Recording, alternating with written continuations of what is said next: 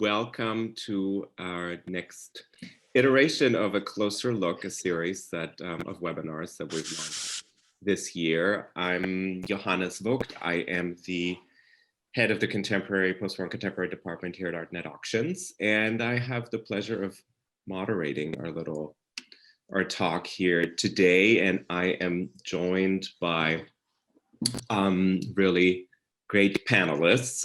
Let me start out with Janine, ladies first. Janine Dieudji. She is the exhibitions director at the Museum of Contemporary African Art Al Maaden in Marrakesh. She is currently joining us from Cameroon. Hi, Janine. And I'll let all of you say a couple sentences about yourself, just doing a quick round. Then next up, we have Mandla Sibeko. He is the director of the FNB Art Fair in Joburg. And he was just telling us that they are celebrating Freedom Day today in South Africa, dating back to 1994. And then we have Serge Tiroche with us. He is the founder of Africa First and was also very much the driving force in the Africa Present initiative that is sort of the stepping stone towards this webinar today that spans both the galleries platform of Artnet and the auctions platform. So there is an auction live right now that closes bidding this Thursday. So the outline of this was to be sort of, it's going to be a very vivid, lively conversation. Maybe I'll jump in every now and then if there's an imbalance in the talking time amongst you guys. But I remember from our dry run that, the conversation will move along pretty automatically. And for everyone who's tuning in, there is a way to submit questions that we will answer possibly in the course of the conversation or definitely towards the end. So that's via the Q&A button at the lower right. And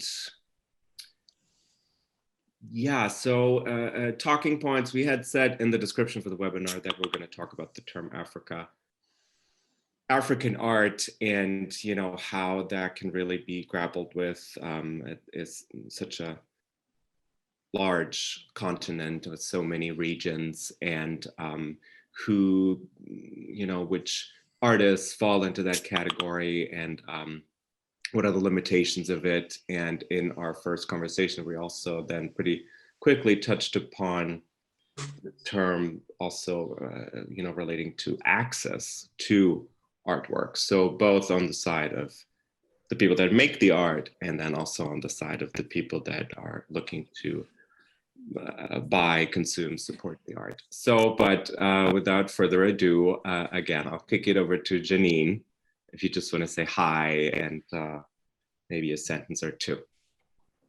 Hello, so my name is Janine Dieudji. I'm exhibition director at the Museum of African Contemporary Art, and I'm also co-director and vice president of Black History Month in Florence. And yeah, that's me for now. Voila. Let me also add, Janine, I just noticed something very interesting today. I was asked by the Norval Foundation to be a nominator for this big prize they're launching. Okay. And I noticed that you're one of the important people who are going to decide who the winner of the 500,000 Rand prize and the solo exhibition is going to be on. So if there are any artists out there, ask Janine nice questions. That's true. That's true. Yeah, I'm one of the jury of the African Prize. That's terrific. That's please. Great. Wonderful. Thank you so much. I am the director of the FNB Art Joburg Fair, which was actually the first fair in Africa to lead the way in terms of creating a platform, a marketplace for Africans to buy African art and for Africans to exhibit African artists. I come from an entrepreneurial background. I have been an investor in the e-commerce platforms in South Africa from the early stages during our boom. And I've been really currently just championing my platform, which is I own 100% of the fair now, which I bought about 2 years ago. Unfortunately, due to COVID, I did one show under my sort of 400% control. And then the second year, we actually couldn't have a physical fair. So I'm very excited to join this panel. Thank you. Thanks for joining in. Serge, please.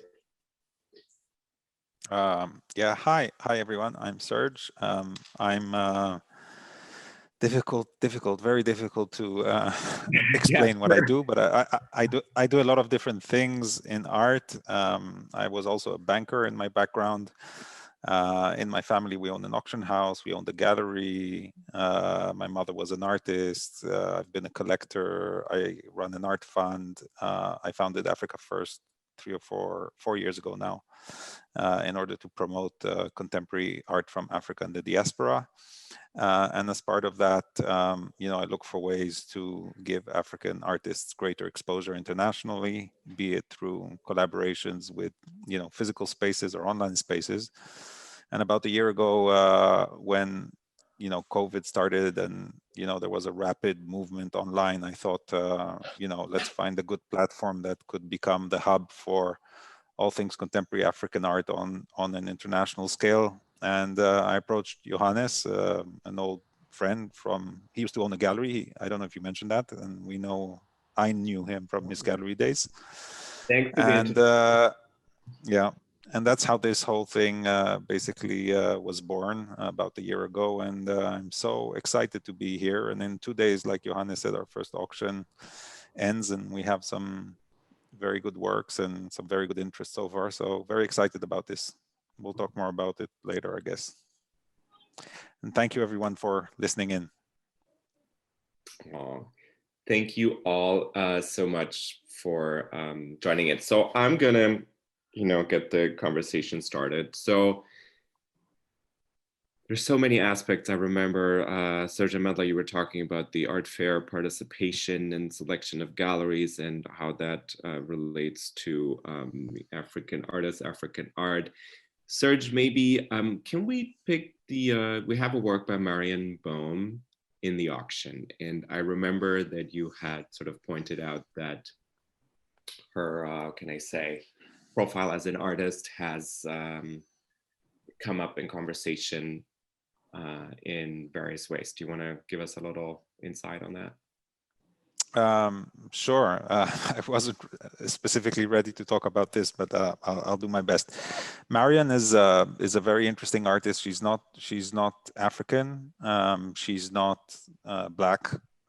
She's European, but she spent a lot of time in Africa herself. She fell in love with the continent and with the people and with the beauty, particularly of African women and how they dress. And I believe she has a background in textile, Marion. And she created this wonderful body of works that is a representation of African women wearing, the most beautiful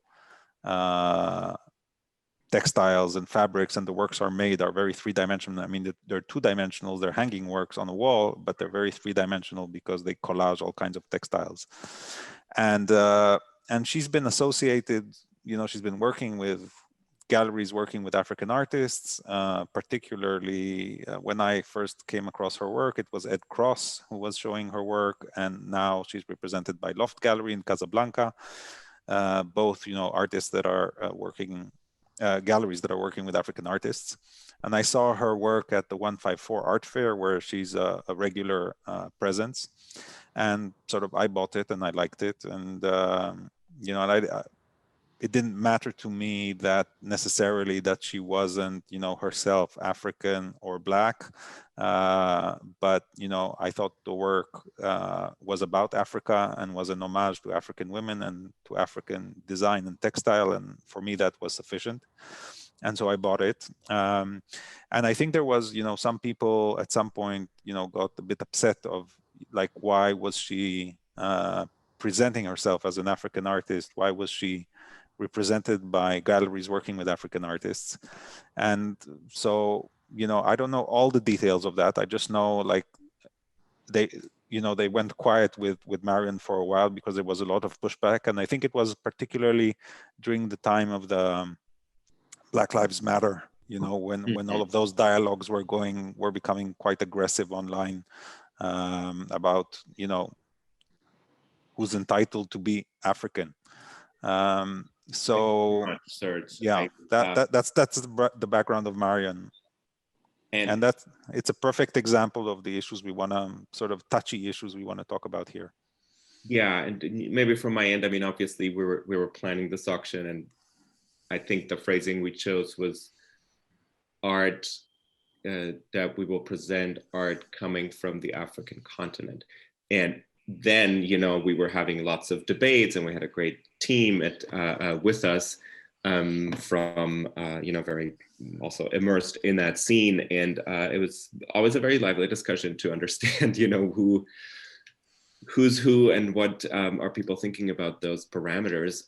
Janine, can I ask for your feedback on what Serge just brought up? About the work of Marion? I mean, it doesn't really have to be about Marion herself. We don't want to like put her so much in the spotlight, maybe. It just was the first name that popped in my head from previous conversations. If that makes sense. How do you go about it in the museum when you are, let's say, if you were to put a show together of African art? At the museum, in MACAAL is the Museum of African Contemporary Art, as you said earlier. But yes, the aim of MACAAL is to build and to give a platform to contemporary African artists from the continent and the diaspora.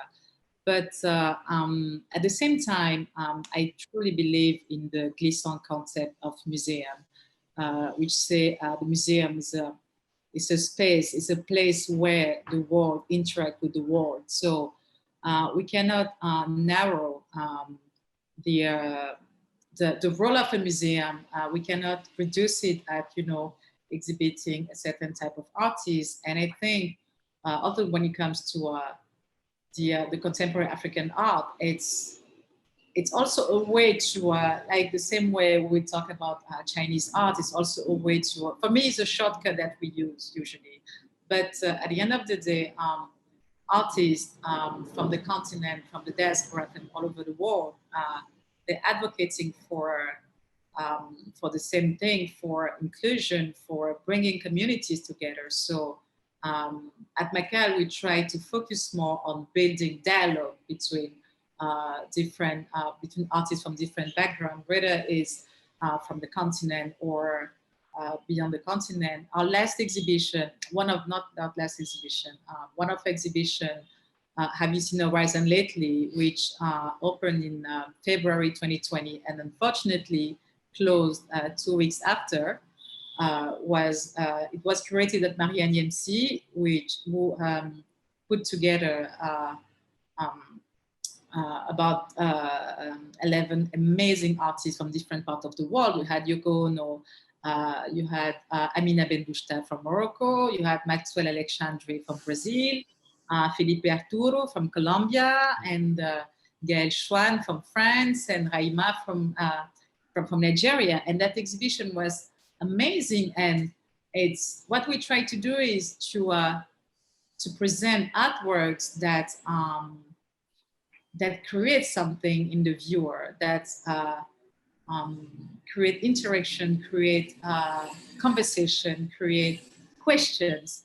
So we tend not to focus too much on who is supposed to be included in the term contemporary African art. We try to focus on the content, on the mission, and on the art. That's very interesting. Thank you for sharing that. And I might want to rope Mandla into this conversation, because I'm sure you are faced with this type of conversation a lot of times when galleries apply for the art fair, and I believe they have to sort of provide a certain portfolio of what they are looking to present in the art fair. So can you tell us a bit about that process? Sure. I think on our side, we're pretty much clear on the definition of what is African art, African contemporary art. In fact, the premise of why the FNB Art Joburg Fair was set up was on the basis that it would be a platform that promotes everything that's got to do with African contemporary art. So we are not here to promote European art. We're not here to promote any artists from anywhere else in the world. We are about giving voices to artists who are from this continent, who have never even been given platforms anywhere else in the world. So if you look at our track record, we're 13 years through this fair. There was nothing when we started, like this. The fair started already embracing the rest of the continent. People often speak about that when you say Africa, it's Africa's like 54 nations. So we might be a bit too ambitious to even, sorry about that. And so we might be a bit ambitious to saying we represent African contemporary art when we don't speak to every part of the continent. So for us, it's really about creating a platform that speaks to Africans, whether we've had galleries apply who are in Paris, but represent African artists. We've had, but we've also done spotlights of different things. Like the one year we were focused on a specific region in East Africa, for that matter. And we tried to look for as much content as we could find from every single country in East Africa. Unfortunately, there wasn't much, that was contemporary art. So we got some platforms coming through. We got a few galleries and not many galleries. So South Africa is very fortunate to have inherited a system that was created during apartheid, where the gallery system was already there. The rest of the continent is only really just starting to set up these things. And I don't even know if there should be expectations that other countries on the continent should set up galleries in order to be able to be part of this global ecosystem. Maybe we need to rethink it and relook at it. So for us, it's been really wonderful to kind of have this platform, but at the same time realizing that content and what is the criteria that is set up in the global world is very different to how we should be doing things in Africa. So that's my perspective of being very honest and real about it, to saying there's only so much you can do. If you go to Ethiopia, there's one gallery. You go to Kenya, there's one. You go to Burundi, there's not even one, So, but there are artists, who come from these different parts of the continent. In fact, one of Africa's leading artists is from Burundi, and he lives here in Serge. He lives here in Johannesburg as an artist, and he's represented widely around the world. But when you go back to where he comes from, there's no gallery, there's no museum, there's no foundation. So anyway, that's my perspective. And I completely agree with you on that, Mandla, especially when you say we cannot be one country and pretend to represent an entire country, even have an art fair or gallery or museum. So we cannot speak for 54 countries. Also for us, yes, we have this platform that it's first and foremost for the creative, for the artists from the continent, from Marrakesh, because it's also important. Yeah. That's also why I love the work of BC Silva, when she was saying we have to focus on the local before, thinking global, because, you can, let's say, shine, or you can have a big audience globally, but if you're not rooted to your local community, to the territory, for me, I think the work you do is it's a little bit empty, because you have, I think, art and art institution or even art galleries. For me, you have to first and foremost connect to your audience, the local audience, and connect with your community. And when you talk about community, we don't talk about African, like it's not an African community, but we have so many different communities, even in one city. So I think it could be a little bit dangerous to try to define what is African contemporary art. It's more important to talk, to see how that boom, you know, of activity on the continent has an impact on the communities. Absolutely. And I have to agree with you on that. My biggest concern has been this obsession and this fixation with Africa. I've seen it in other industries. There was, The Economist had an article, I think, I can't even remember when it was, where Africa was like the worst thing to go to. And then 10 years later, Africa was now rising. So who defines the rules? Who says that this is the time? This is not the time. So I'm very concerned about this whole fixation with African art when our own basic things are not together on the continent. We have to get the basics right. And that's going to take time. And at the same time, I agree with you that I think the future is quite doomed if the world will be fixated with African artists, and when the populations that reside on African soils don't even have a clue who these people are in the first place. So I do think there's a big disconnect, and that's the conversation that's not taking place whilst everyone else is talking about African art and Africa rising, the boom, and all of these kind of things. I see it a lot. And then I see also the struggles of artists on the continent, how they are not supported as much as European American artists would be supported. For them to just make it, I'm just like, wow, to actually be on this platform anywhere else in the world, the things you go through on the basis of where you reside and the materials you use. And I'm just like, wow, it's quite special to see them succeed nevertheless. But I agree with you, Janine, the basics have to be right on the continent, and we're not even there yet. Yeah, but I think there's a lot happening in terms of, getting the basics right, at least for artists on the continent. I mean, I remember, several years ago, there wasn't even a single museum in Africa that was operating properly. There weren't quite as many foundations as we have now. And we see artists from the African diaspora who are, going back into Africa and creating all kinds of platforms to help educate and to give more opportunities to artists. We see more prizes coming from, African sources and non-African sources, more residencies that are focused on African artists around the world. So I think the opportunities are growing because there's a growing interest in the market. So I think, the growing interest in the market is contributing to resolving some of the issues that have historically plagued African artists. So I think this is a good thing. And I want to go back to what we were discussing earlier, I guess, on, the limitations of what is African, and having that conversation. I think, from there's some background noise. I don't know where that's coming from, but yeah, that's better. Yeah, so I think, as long as from our previous conversation we had, I think we concluded that what really matters is what was the intent of the artist, what is the subject matter, and does the artist want to be associated with being African or not? And that's personally what I think is the key decision-making factor for me as a collector of African art.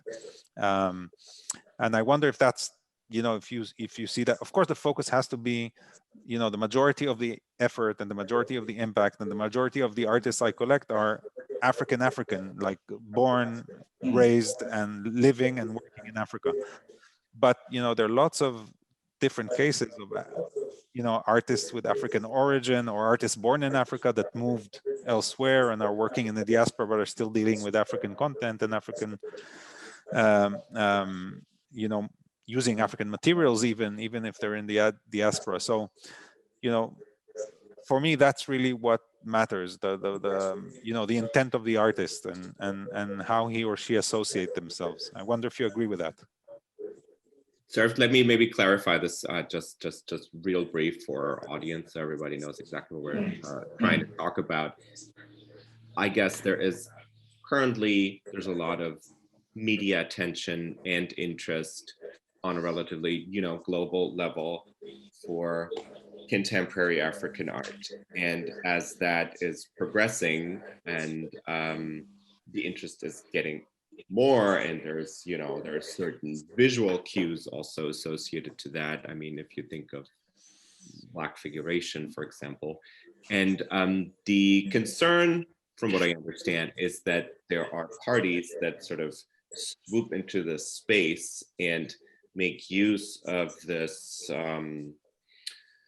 interest that's there and might not necessarily, maybe not everybody in that space is happy with those, additional artists being there. And that is something that has come up in our curatorial meetings. And so in a way it is, there's certain factors playing in there where there is still an economic discrepancy in terms of prices of artworks from artists coming from the continent. And then at the same time, there is this like heightened interest, and then sort of people from the fringes, I would say, trying to move into that space. I hope I phrased that the most appropriately. Mandla, maybe you can speak to this. Is there, let's say, when you select for the fair, what percentage of galleries are not actually from the continent? Curious. Look, we have a number of challenges. One is we located in the south. South Africa is at the bottom of the continent. So from people wanting to travel to this part of the world to a very small collector base, it's not as attractive for galleries from anywhere else, even if they have African artists who are represented in them. So our focus is primarily, we resized the fair just before COVID. And in fact, someone said, oh, geez, you did all the trimming, knowing that there would be this crisis in the world. And I was like, no, we didn't even know. But we had started to realize that for people to travel all the way down here costs a lot of money. We have a small collector base, and the collector base in South Africa is predominantly white. We're starting to see more sort of Black, young sort of African people buying art here. But so we've always been primarily focused on galleries that are really in South Africa. And South Africa does have the biggest lot. If you look at the country of 54 nations, the continent, South Africa has more galleries than anywhere else on the continent. Unfortunately, I don't know. But in a way, there's also some good things that have happened, is that from the time when I entered the art fair world, I have seen the South African gallery system progress in embracing the continent very quickly. In terms of its representation of artists. So when you go to a typical one gallery, you'll find that they do have close to 15, 16, 17 artists from across the continent a long time ago, before even Europeans or Americans were even interested. These guys were doing it. So that's really amazing that they've been doing that. So from a content-rich, if you look at the richness of the content, when you walk into the fair, out of the few players, you get quite a lot because all of them sit with different voices from the continent. So we don't have that problem of trying to fit people in from anywhere else. In fact, we're not trying very hard to encourage them to come here. You come here because you want to be here. But we really are starting to drive a message that we really need to get locals to buy this art and to buy African art more and more, and also just to change a base so that we're not so reliant on this older generation of white South African collectors, that we can start to bring in this new generation of South African collectors. And the same thing needs to happen actually anywhere else on the continent. When I speak to my colleagues in Kenya, they tell me that the affluent Kenyans don't buy local art. In fact, it's bought by white Americans who work there, or British Americans who work there mostly. That also has to change on the continent. So those are some of the challenges that we face. So we've really run very differently to other fairs around the world.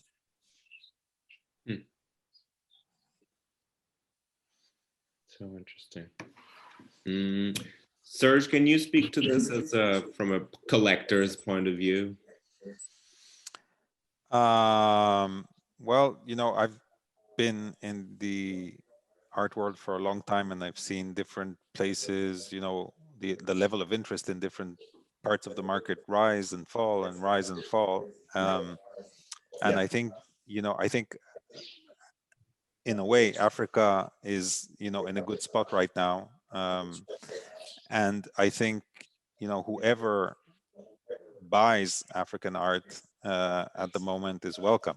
And you know, and I think maybe because a lot of international buyers are buying African art, it's also, you know, creating interest and desire by, you know, the younger generation of wealthy Africans to start collecting as well. As so you know, I don't think there should be, like, I don't think we can decide and have a strategy, you know, in a market of, you know, who are going to be our typical buyers, you know, who we want to be our buyers. I think when buyers come, you sell. You know, I think galleries need to survive, artists need to survive, and the whole ecosystem is based on that. So the more, you know, local collectors you have, the better. And it doesn't matter if they're white or black. It creates an ecosystem. It enables galleries to operate. It enables artists to operate. And you know, any buyer is welcome. So it would be wonderful, of course, to see a much stronger local collector base in Africa. And I think it's happening gradually. But these things take time. It's not overnight that they're going to become the majority. It takes time. Absolutely, 100%. Yeah. No, I have to say that it's been quite positive seeing how some parts of the continent have embraced African artists in the way that they have. But I've also, in my time, also seen how other platforms around the world that previously not even looked at African art, we're starting to even include them. I've seen international galleries, leading international galleries, take up African artists now. You know, it's a good thing. You know, that, you know, the African artists are getting into collections around the world, and collectors are championing, such as yourself, Serge, are championing this work and letting others know that it's really good. It's quality. It competes equally with any other work around the world. And then I think there are some artists. My concern has always been about maybe the artists that are not known, because I find that collectors that around the world that do buy African art are buying names that they know, that are known, that we all know about. They haven't really looked underneath just to look at what else is happening on the continent. So I don't know if that is actually making a contribution to the ecosystem in a positive way. So that has been my concern.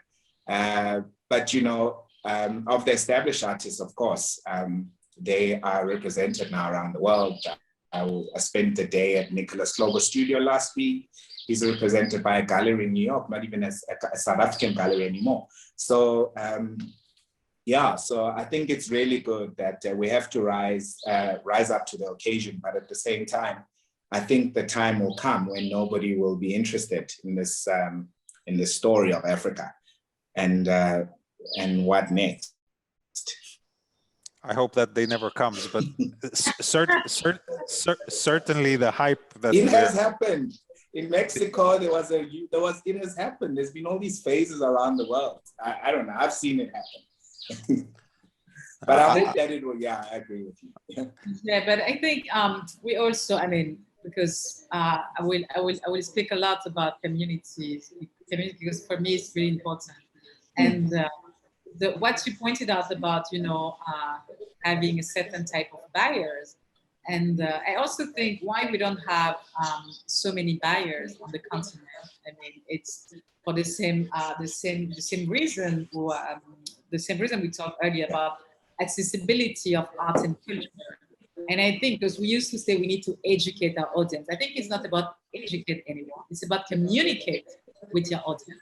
So we also have as a gallery or as an artist or as a collector. MACAAL is a collector founded museum actually, and for them it was also important to open their collection because they have been collecting for the Lasrag family has been collecting for the past 40 years. Mr. Lamy Lasrag started collecting 40 years ago, and Othman Lasrag, his son, started collecting as soon as he was able to buy a piece of art. So, and for them, it was important to not to only collect for themselves and for their own, let's say, legacy, but also to create a space where they can open their collection to the world and to people who also who doesn't even understand what collecting means, because we also have to start there, like what is collecting and what is a museum collection and what is a museum. So at MACAAL, we really, it's really important for us to also break down those things, those words, collecting, museum, art, artists, and to our local audiences. And it's important to communicate with the other person language.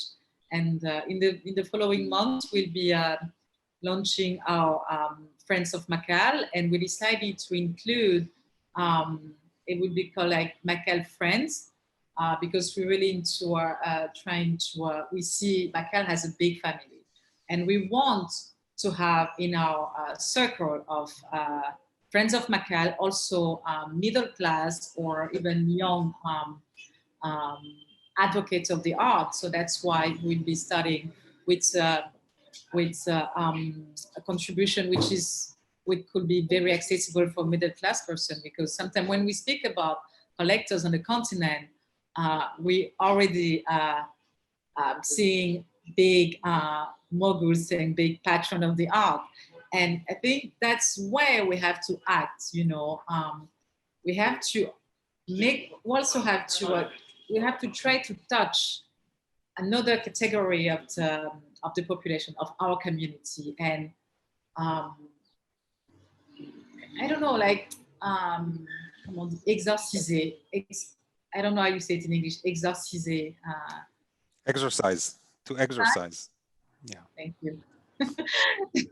We also have to exercise that word, the art word, actually, because even for my friend, I'm 34 years old, and some of my friends don't even understand what I do, but they have the power to collect, but they don't even know from where to start, because when they think about collecting, they think about big prices, but you can start a collection by buying an edition of an artwork. So we also have to narrow all the roots, we have to break down what it means to be a collector and what it means to start a collection. Janine, thank you so much for this springboard. At this point, I do want to open up for questions from the audience, and I'll just jump on this first one here right away, which kind of ties into what you just said, because in the auction we currently have live, I think we had one lot start at $1,000. And the question from the audience was how, if young artists, I'm assuming that means sort of like emerging artists without auction reference, have been selected for this auction. And I think that speaks very much to your point that there actually is a very low entry level for work that is, I mean, really strong in quality, and support can start very, really from the ground up. But I kind of wanted to kick this over to Serge, because you were the leading force in putting this separate section of the sale together that we titled the meet sections to discover new voices that are not present on the auction market just yet. Yeah, that was you know, really the one thing that I was really interested in, and what I've been doing also privately, you know, with my collection. I've been buying artists very, very early and see them grow and help them grow, you know, through introductions, you know, to gallerists, to other collectors, making loans to institutions, inviting them to the residency. And, you know, this collaboration I was interested in with Artnet, one of the reasons was that I felt, you know, there's some amazing artists out there that are, you know, really very, very, very affordable. And I think, you know, if you can get someone anywhere in the world to start collecting African art by buying a piece for $1,000 or $2,000, and, you know, and the bug sort of, you know, starts to grow, then, you know, who knows what the future brings in terms of, you know, purchasing power. And for, you know, these artists that are, you know, are great talents, and sometimes they're, you know, this artist that we're talking about, there are two works that are estimated $1,000 to $2,000 by the artist. The full gallery price I was asked for these works was $800, and I said, no, I can't estimate anything $800. It's too low. We're going to estimate it 1,000 to 2,000, and I'm sure it will sell for a lot more. You need to raise those prices. They're like too low. And so, you know, this whole meet section is about that. It's about, you know, giving an opportunity for artists who maybe aren't pricing their work correctly because they're very skilled and very, you know, qualified artists, and they should be, their value should be increased. And giving international collectors the opportunity to meet artists very early. And this is done in collaboration. In most cases, this is in collaboration with the galleries. And we're doing more than just showing an artwork. We're actually showing a video of the artist working in the studio, or some kind of Q&A, or something that helps introduce the artist in a proper way. And in general, I've been following auctions for a long time. I've helped a lot of different auction houses build their African contemporary departments by being an active consignor on the one hand and an active buyer on the other hand, creating a market for these artists. But what I noticed with normal auctions is that, you know, they don't really differentiate between primary market works and secondary market works. And newcomers who come to the auction and don't understand the auction system don't have the transparency they need to understand, you know, what is it they're buying, at what level are they buying. And I think we came up with this concept of meet, support, invest, which is a very simple, you know, way to frame for newcomers to collecting contemporary African art, you know, what type of artist they're looking at. So established, mid-career, and, you know, young and emerging. So yeah, I'm very proud about that section. And I think, you know, in terms of interest, I mean, we've had very good interest in that section so far. We're 2 days ahead of the auction, and I think it's great to be able to say also that we set so many new auction records, right, Johannes? That's one thing auction houses like. I also want to add that probably one of the biggest surprises for me in this process leading up to the auction was really the overwhelming interest and availability to participate, especially in this meet section, and people wanting to be part of it, and, you know, showing on this platform. Oftentimes there is big hesitation towards auction with younger artists, but I think the results we see really speak for this being a good platform for those artists. And I can say, you know, it's very interesting that already we've seen bids by some very, very, very significant collectors who own museums bidding for artists in this meet section. That's amazing. I mean, if we can sell an artist that comes first time to auction to a major museum, you know, there's nothing that makes me happier. I want to pick up one other question that I think is super interesting here that came from the audience. What role does social media play in the development of this market? I guess the fast growing African art market is targeted here with this question. Social media, well, we're all on it and active. Serge, you've been posting very avidly. But I might want to kick this to Janine and Mandla, in whichever order. How do you see that? I mean, social media, I would pick probably mostly Instagram, but Facebook as well, or some people use Twitter. What kind of change have you seen in the last 5 years? As the question is about the market, I would let Mandla start on that specific topic. Yeah, so look, social media has played a significant role. You know, I've seen there are artists who are never on social media from here who are really amazing artists. And I've seen them go on social media they started to engage more. But at the same time, I've also noticed there are artists who are not even sitting in galleries, who are like kind of the new voices. Especially, I've seen such a big rise in this whole Black portraiture obsession that's going on now, where young artists have taken on this medium, especially in this part of the world, and they are selling. They are not with galleries. Collectors are finding them on Instagram and just like sending them messages. So I've been quite surprised at seeing who has bought what from some of these artists. So I've been speaking to quite a number of them. There are 6, 7 of them that I've spoken to. Young, I mean, some of them are 22 years old and some of them are not even 30.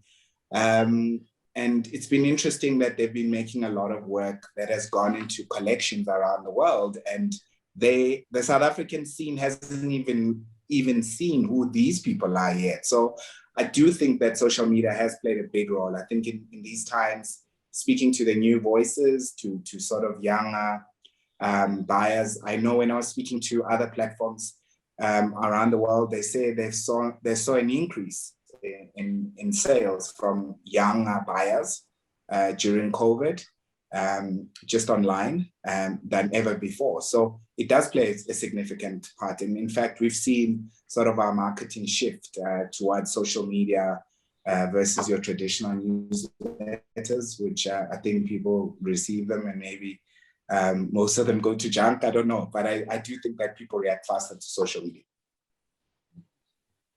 And I will complete what you just said. And I think social media has an impact on diversifying the access to the art, whether it's the market or whether it's the institutions. As you said, it also allows young collectors or young person who maybe were not interested in the art, to relate to it through social media.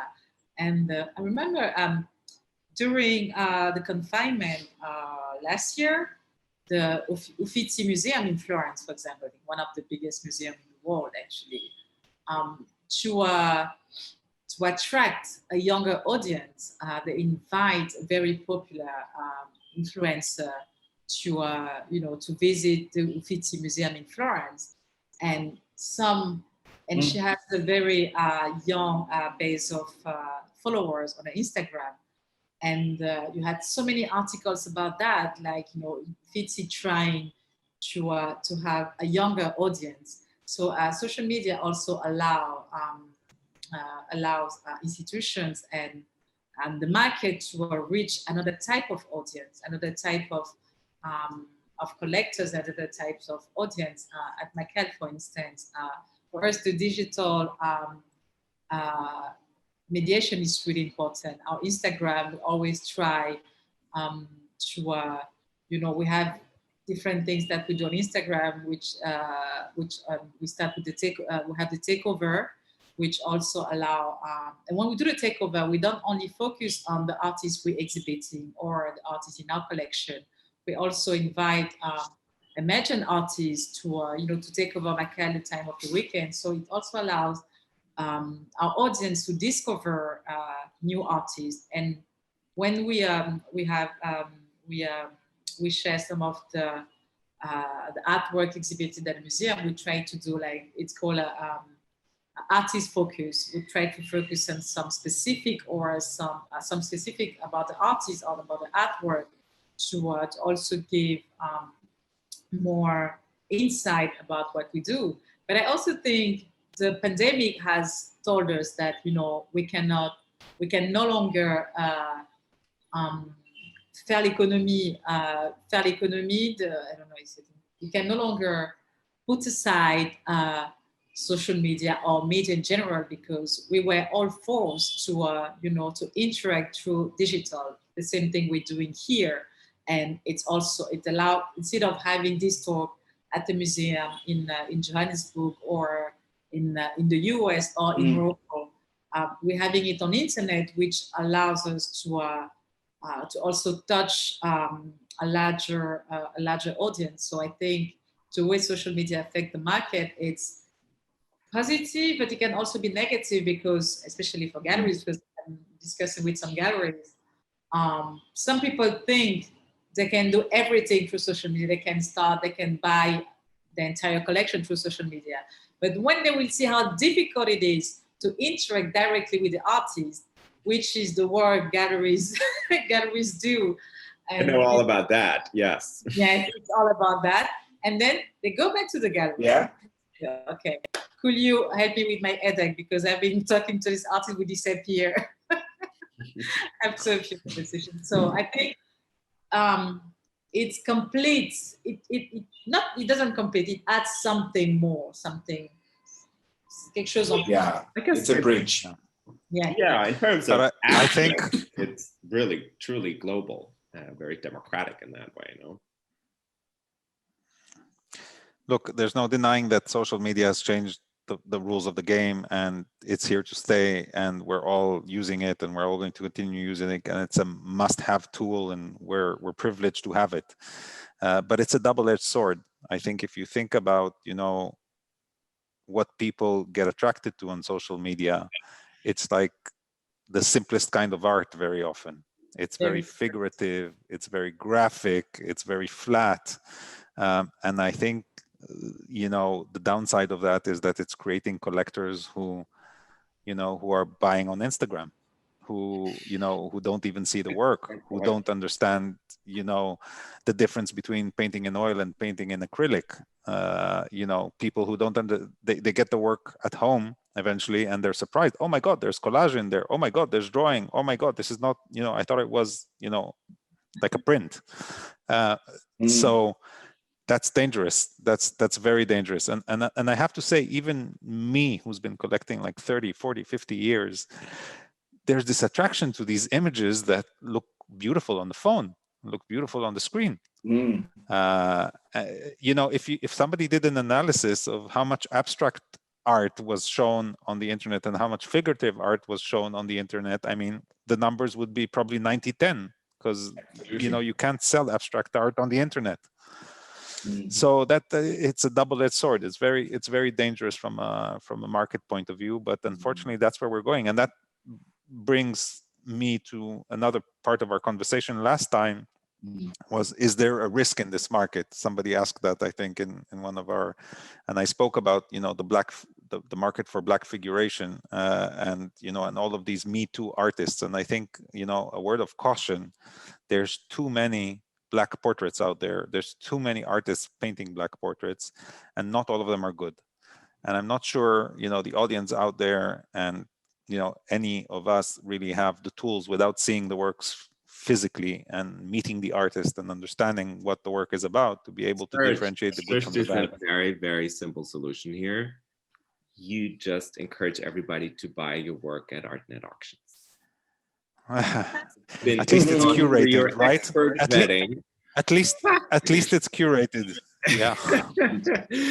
Okay, you guys, I do have to conclude here. There's a couple more questions, but I think thank you all so much for chiming in, joining in from all parts of the world. And I'm super excited to see what's still happening with the auction, and the initiative lives on. The gallery platform is a constant, and we will be sure to, you know, inform everybody on next steps for Africa Present. So thank you all, and hope to see you soon.